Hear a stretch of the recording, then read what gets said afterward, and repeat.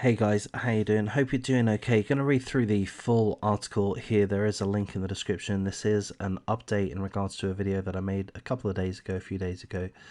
A killing that occurred in Minnesota. The culprit is a scumbag called Brandon Taylor Cole-Skogstad, 29 years of age. Here is the scumbag in question. Hopefully you can see him there.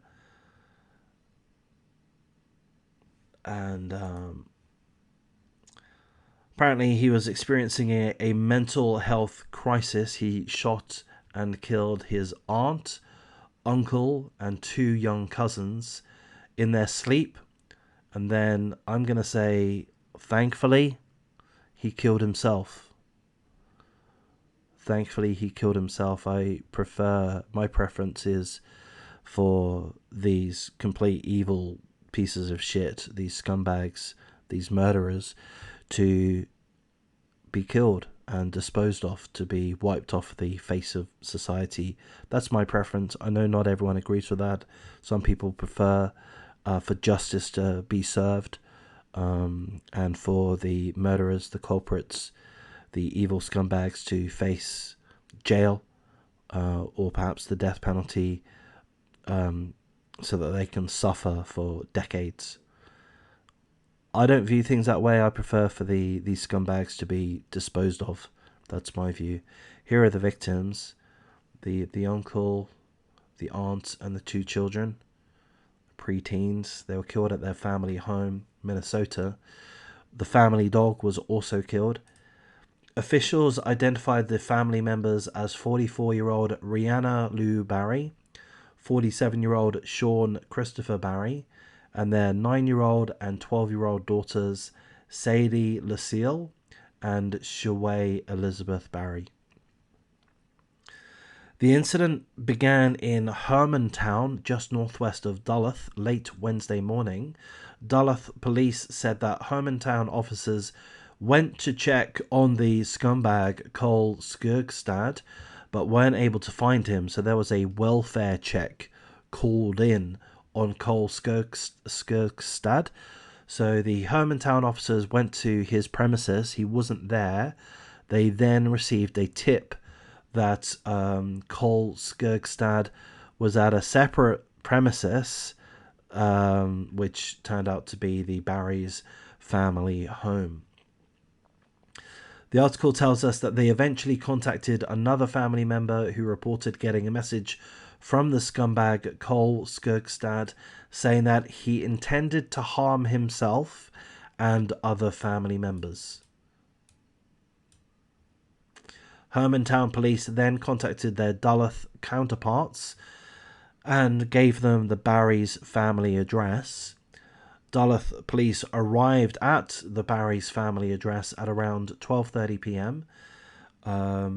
Wednesday, and they reported hearing what they believed was a single gunshot. Seemingly the scumbag taking his own life. Good. When they knocked on the door, the officers retreated from the house and requested aid from other agencies. Law enforcement searched as much of the premises as they could with robots and drones.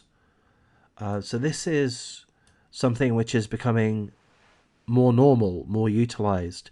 Sending in drones, pretty much the toy drones that you will get, I believe, pretty much, fairly small drones. They'll smash a window, allow the drone to fly in to the house, to the premises, and then it will have cameras on the drone, and it will search for whatever to find out what is going on in the house, where people are, if anyone's injured, if anyone has been killed, where the perpetrators are, etc. So this is an increasing use of technology, robots and drones, going to be used more and more in law enforcement. My quick view on that is I think it's great. Drones are cheap, relatively cheap, very cheap they can be, and they'll fall in price as well. So drones are highly, highly effective. It can do exactly what I just outlined. It can essentially smash a window, You know, shoot a window if you need to, but certainly smash a window, and then it will have access to the house. And if the drones are very low cost, perhaps you could even send multiple drones in. So you need a drone operator, of course, but that drone operator, and perhaps the vision, the video which is broadcast, perhaps it's viewed by multiple different officers. I would imagine that's the case. And everyone's at arm's length, everyone's in safety. So you can search every nook and cranny of a room and no officer is going to get shot. Which is going to mean it's going to be safer for everybody. You don't necessarily need a whole squad of 20 armed to the teeth police officers breaking into a premises, you know, pointing their guns at everybody, be they innocent victims or the perpetrators. That whole risk is going to be lessened when drones can go in and clearly show what's happening within the building. Anyhow, law enforcement searched as much of the premises as they could with robots and drones, but they were unable to see the entire home with those methods. Sure. Officers entered the home just after 3 p.m. and regrettably they found the bodies. Again, 5 dead. The entire family of the Barrys, the husband and wife, their 2 daughters, 9 and 12. Their names again, Rihanna Lou Barry, Christopher Barry, and the 2 girls, Sadie Lucille Barry, the 9-year-old, and the 12-year-old Shaway Elizabeth Barry. And then the scumbag, Cole-Skogstad, also dead, killed himself. Duluth Police Chief Mike Tuscan called the killings an unimaginable tragedy and said that the motive is not known. The entire Duluth Police Department would like to offer our heartfelt condolences to the Barry family, to those who knew them, and to the East Hillside neighborhood. They've said that the crime scene was a gruesome one. Here's a quote from the police chief. Incidents like these shake our sense of safety as a community and the region as a whole. In my 30 years of policing, I have never seen anything like this. Sometimes people forget that the officers and investigators responding to the scene have families too.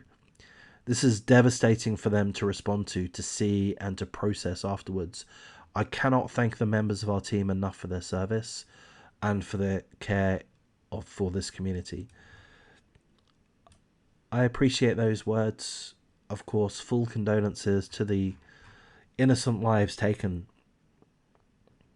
and to their extended family and whoever knew these guys, their school friends, their co-workers, their family, their extended family, their brothers, their sisters, their parents, the parents' parents. At the hands of a sick CUNT. See you next Tuesday. What's the motive? We don't know. Other than this mental psychopath wanted to harm himself and other family members. But yeah, I do feel sorry for the officers that had to be a part of this situation. I've been making these true crime videos for the last 6 months, and I've mostly been making a lot of videos. I've been trying to make multiple videos every single day, and I found that I'm not capable of doing that. I found that I'm getting a malaise. I'm getting a malaise in my head. I'm getting a cloud of don't know what exactly, but I'm normally a very fun person. I'm normally a very fun-loving person. I seek fun. I don't take life that seriously. I try to have fun. I make a lot of jokes.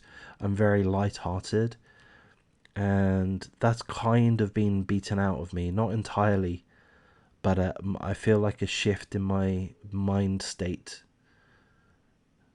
after having reviewed so many topics. How many videos have I made? What, 600 in the last 6 months?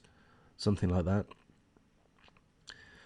And I'm not delving too deep into these subjects. You know, I'm not doing massive exposés or anything. I'm just reading through 1 or 2 articles. But they are of such tragic circumstances. And I do, and I have been and will continue to take each of them seriously. And whilst I read through these details, I do reflect on what's happened. I think that's what you need to do if you want to present these topics in a respectful manner. I think you're obliged to reflect on the loss, you know, and the whole, everything, all of the aspects in regards to the topic. And I'm not smart enough and not knowledgeable enough to understand everything, or all aspects of these topics, but you know, I am smart enough to realize the devastation that it causes to the extended families, to the communities, to the police officers in this case, and just the tragedy of it all, the senseless loss, the senseless murder, and often abuse, often torture, often, you know, horrific deaths. I'm going to wrap things up here. I mean, I suppose you could carry on thinking deeper and deeper about what would have actually have occurred. I don't want to go that deep. So I'm going to wrap things up here. If you do value this type of content, covering this type of content, please do show me some encouragement. Like, comment, subscribe, share the video. Have a chat in the comment section. There does seem to be a forming community of like-minded people. So, you know, stick around. Take care, guys. If you have a family member that seemingly has mental illness, do what you can. If that means you need to shun them, keep them away, then that's what you need to do. I don't know. I'm not in a position to offer any meaningful advice in that regard. So I'll wrap things up here, and thank you for your time.